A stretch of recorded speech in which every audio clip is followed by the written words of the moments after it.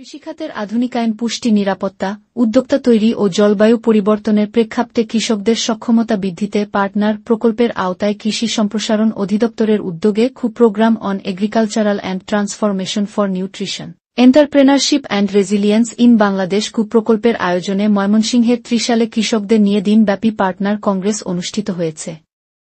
ত্রিশাল উপজেলা কৃষি সম্প্রসারণ অধিদপ্তরের আয়োজনে রোববার দুপুরে স্থানীয় একটি কনভেনশন সেন্টারে আয়োজিত পার্টনার কংগ্রেসে প্রধান অতিথির বক্তব্য রাখেন কৃষি সম্প্রসারণ অধিদপ্তর ময়মনসিংহ অঞ্চলের অতিরিক্ত পরিচালক ড সালমা লাইজু, ময়মনসিংহ বিভাগের বিভাগীয় উপপরিচালক ড মোছাম্মদ নাছরিন আক্তার বানুর সভাপতিত্বে বিশেষ অতিথির বক্তব্য রাখেন ময়মনসিংহ অঞ্চলের পার্টনার প্রকল্পের মনিটরিং অফিসার মোহাম্মদ সালাহউদ্দিন কায়সার।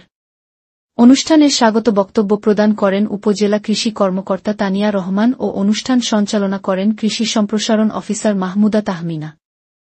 এ সময় কংগ্রেসে অংশগ্রহণকারী কৃষক, কৃষানী, উদ্যোক্তা ও কর্মকর্তারা মাঠ পর্যায়ের বাস্তব অভিজ্ঞতা ও সাফল্যের গল্প ভাগাভাগি করেন।